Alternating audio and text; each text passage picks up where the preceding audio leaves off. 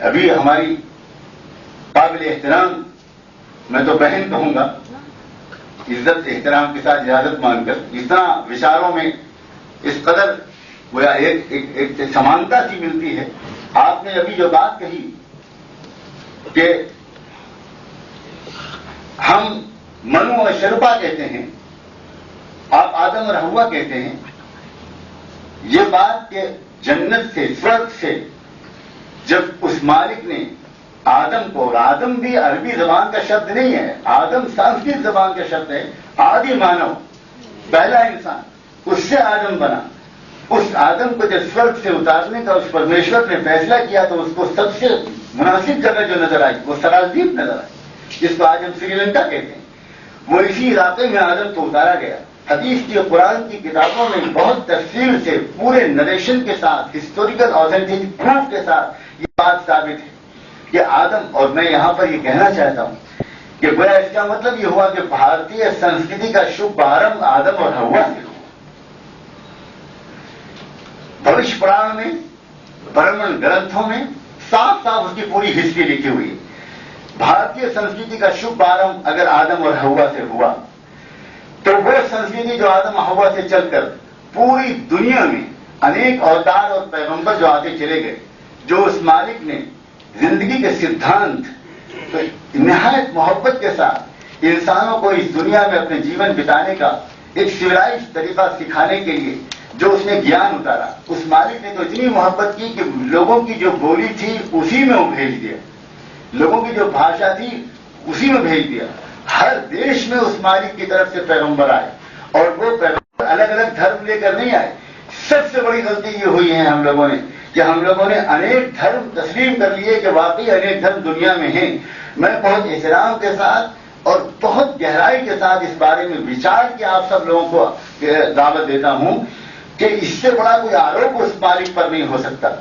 اس نے آج سورج ایک بنایا، اس نے چاند ایک بنایا، اس نے آسمان ایک بنایا، اس نے زمین ایک بنائی، اس نے ہمارا سوبھاؤ ایک بنایا، جینے بھرنے کا طریقہ ایک بنایا، ہماری فطرت ایک بنائی، ہر چیز ایک بنائی. ہم سب کے شریروں میں جو خون دوڑ رہا ہے وہ ایک بنایا.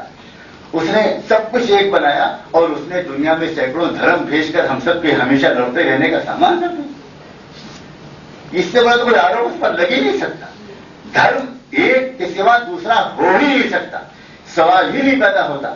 اور یہ مسلمانوں کو میں صاف ایڈریس کر رہا ہوں، اسلام کی شروعات مکے سے نہیں ہوئی ہے، اسلام کی شروعات قرآن سے نہیں ہوئی ہے.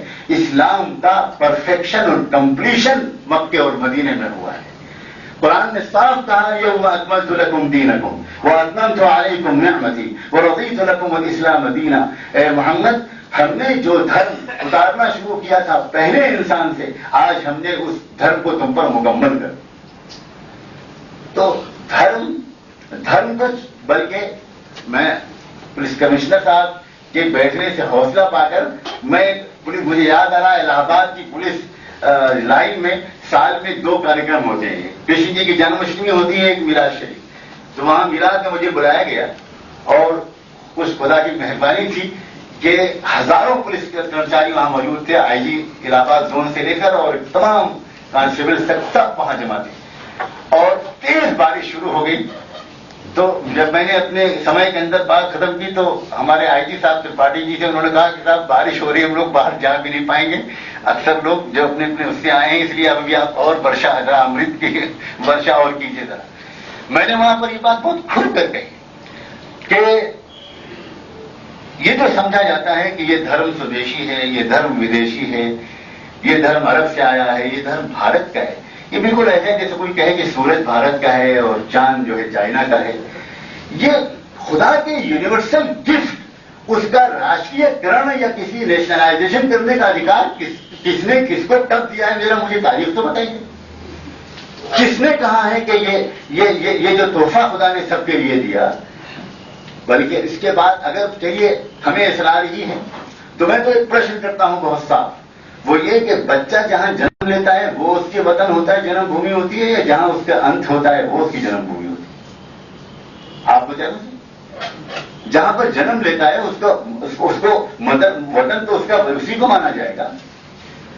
हम तो सच्ची बात यह है कि हिंदुस्तान में रहने वाले लोग इस बात पर हजारों मरतबा फख्र करना चाहिए हमको कि उस मालिक ने इंसानों की मार्गदर्शन के लिए जो उसने सबसे पहले जो धर्म दिया, और वही सनातन धर्म का अरबी नाम इस्लाम है, वही सनातन धर्म उसने सबसे पहले भारत में दिया। और अगर इस्लाम का कोई विशेष देश मानने पर इसरार ही है तो हम ये कह सकते हैं कि इस्लाम की जन्मभूमि भारत है और उसका अंत और मुकम्मलपना जो हुआ था वो अरब में हुआ।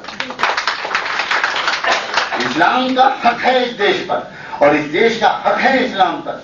बल्कि मैं आपसे खुलकर कहता हूं, नमाज शब्द अरबी जबान का शब्द नहीं है। अरबी में तो सलात कहते हैं, नमाज शब्द पर्शियन लैंग्वेज का शब्द है। और पर्शियन में कहां से गया? लिंग्विस्टिक, आप जानते हैं सब बहुत ही पढ़े लिखे लोग मौजूद हैं कि लैंग्वेजेस की फैमिलीज होती हैं, लैंग्वेजेस की भी ट्रीज चलती हैं, लैंग्वेज का भी परिवार होता है। ये जो पर्शियन में ये नमाज का शब्द गया, ये संस्कृत से गया। आप गीता, भगवत गीता का 6वां अध्याय खोलिए और नमः अज का पूरा बयान पढ़िए। और नमः अज किसे कहते हैं? वो अजन्मा परमेश्वर जिसने किसी से जन्म नहीं लिया, उसके सामने नमन करना, ये नमः अज है। और नमः अज के पर्शियन में गया नमाज और वहां से नमाज मिली। मैं अपने हिंदू भाइयों से कहता हूं, अगर नमः अज आपने छोड़ दी हो तो आप छोड़ें, आप जानते हो हम तो सिरे से लगाए हुए हैं। और क्या हमको इसकी सजा मिलेगी? अब क्या इस मुल्क के मुसलमानों को इसकी सजा मिलेगी? क्या हम नमः अज अपने सीने से लगाए हुए हैं? मैं बॉम्बे के भारतीय विद्या भवन के हाल में वहां पर एक बहुत बड़ा सेमिनार रखा गया था जिसमें integration of Indian society in the light of Quran and Vedat, ये उसका थीम था, integration of Indian society in the light of Quran and Vedat. वहां सामने की रो में जो लेडीज बैठी हुई थी उनमें से एक बहन तरह मेरी बात के दरमियान उनकी आंखों से आंसू नहीं रुक रहे, बार बार अपनी साड़ी के आंचल से वो आंसू अपने पोंछ रही थी। बाद में डायस पर जब भीड़ लगी परिचय के लिए, मिलने के लिए, तो वो बहन भी आई। उन्होंने मुझसे पूछा कि सबसे पहले तो उन्होंने बहुत ही अपने दिल के एहसास सामने रखे, उनकी खुशी, उनकी कैफियत कि जैसा लगता था कि आज कोई रोशनी मिली है जिससे जीने का मजा आ पाएगा। अब लगेगा कि आप जीने का कुछ लुत्फ है इस जिंदगी में, वरना सच्ची बात यह कि जो मौजूदा वातावरण है उसमें शरीफ इंसान को जीने का मजा नहीं आता। ये वो कोई जिंदगी है। तो उस बहन ने मुझसे एक बात पूछी कि बहन के भाई मौलाना साहब, आप एक बात बताइए कि हमको बहुत सी बातें अच्छी लगती हैं इस्लाम धर्म की, लेकिन ये जो पर्दा है, ये जो आपने महिलाओं को घर में बंद कर दिया है, ये नहीं समझ में आता। मैंने कहा आपका नाम क्या है बहन? तो उन्होंने कहा आशा मेहता, ऑल इंडिया रेडियो की डायरेक्टर थी। मैंने कहा कि बहन अगर ये एतराज अगर किसी फातिमा और आयशा की तरफ से आता तो मुझे ज्यादा ताज्जुब न होता, लेकिन ये अगर आशा मेहता कह रही है तो मुझे थोड़ी सी आश्चर्य जरूर हो रहा है, हैरत हो रही। तो उनको और ज्यादा आश्चर्य हुआ कि ये क्या? तो मैंने कहा आपने रामायण पढ़ी है? तो उन्होंने कहा कि रामायण पढ़ी तो नहीं है, रामायण का सीरियल देखा है। मैंने कहा कि चलिए, मैंने सीरियल नहीं देखा, मैंने रामायण पढ़ी। मैंने कहा आपने उसमें एक सीन देखा होगा कि रामचंद्र जी बनवास से जब वापस आए और उसके बाद उनके आने का जो जश्न मनाया जा रहा है, तो उस वक्त उनके भाई, उनकी भाभी लक्ष्मण से कहा गया, लक्ष्मण जी से कहा गया कि सीता जी के गले में माला पहना है। वहां पर 14 महिलाएं खड़ी हुई। सीता लक्ष्मण जी माला लेकर जाते हैं और खड़े हो जाते हैं सर झुकाकर, नहीं पहनाते। लोग कहते हैं देर हो रही, पहनाइए। तो उस वक्त लक्ष्मण जी पूछते हैं कि इसमें से भाभी सीता जी हैं कौन सी, मुझे कुछ बताए तो तब तो मैं पहनाऊं। तो लोगों ने कहा कि 14 साल आपने जंगल में इनकी रक्षा में गुजारा है और आप आज तक भाभी को नहीं पहचानते। तो उन्होंने कहा कि अगर मैंने उनके चरणों से पहले ऊपर कभी देखा भी होता तो मैं पहचान सकता था। यह है पर्दा, ये भारतीय संस्कृति है। भारतीय संस्कृति यूरोप की और अमेरिका की और विदेश की नंगापन बिल्कुल नहीं।